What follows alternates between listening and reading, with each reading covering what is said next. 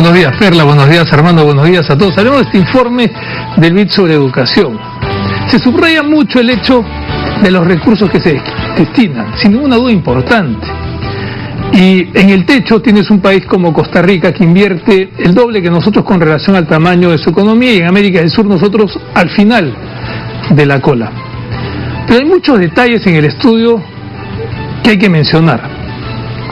Primero, más o menos la 20ª parte de las economías desarrolladas se destinan a educación.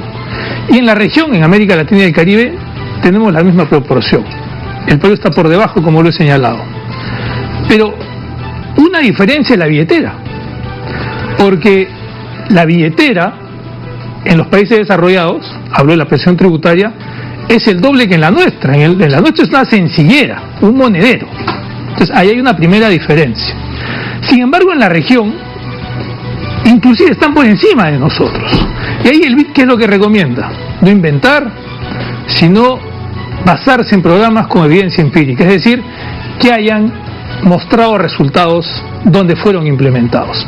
Fíjense, uno revisa el documento y hay una ruta de pobreza, porque uno nace y podría ser mal alimentado, estar malnutrido o estar desnutrido, o ser parte de un entorno en donde a uno constantemente lo señalan, lo critican, lo violentan. Hablo de niños. Y encima, después vas a colegios en donde hay huelgas o donde se aplican programas que nunca son evaluados, y finalmente llegas a la secundaria, no llegas a la universidad, y en la secundaria desertas, pues, porque sientes de que tienes que ayudar a la familia, en fin. Y para cada una de estas etapas del ciclo de vida educativo, el banco propone soluciones. Por ejemplo, en Jamaica, a niños menores de 3 años, de hogares desfavorecidos, se les hacía cantar, se les hacía preguntar, se les hacía charlar.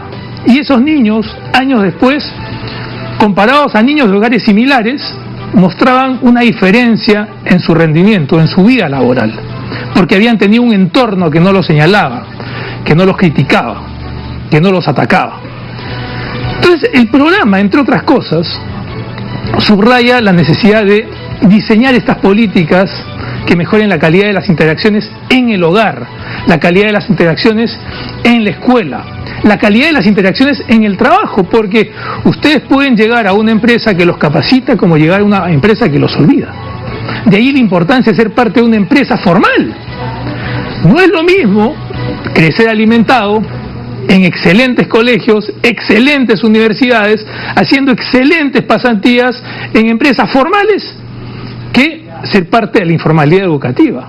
¿Y eso se ve dónde? Se ven los resultados. Por ejemplo, a los chicos de secundaria que desertan, cada año de estudio adicional es 10% más de ingresos cuando sean trabajadores, al margen de los resultados o el impacto en el aprendizaje, en donde tienen un 17% más de resultados cada vez que se queda un año más estudiando. Entonces, recursos e impacto de los mismos. Uno conversa con un costarricense y desde que conversa y se para y plantea y cranea, como decimos los peruanos, uno sabe que está bien educado.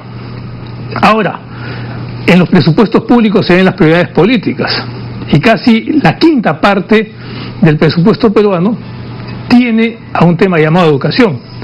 Sin embargo, también el programa lo que subraya es el hecho de algunos ejemplos, como reducir el número de estudiantes en una clase de 25 a 20, que puede hacer que aumente el resultado en el aprendizaje en 15%, o aumentar el número de horas que uno pasa en la escuela, que hace que aumente el resultado en el aprendizaje en 10%, pero que son costosos, porque puede costar entre 20 y 60% más. Y ahí la pregunta, ¿qué es costoso, qué no es costoso? Y otra pregunta que haría un finlandés, ¿por qué yo reduzco horas y tú las aumentas?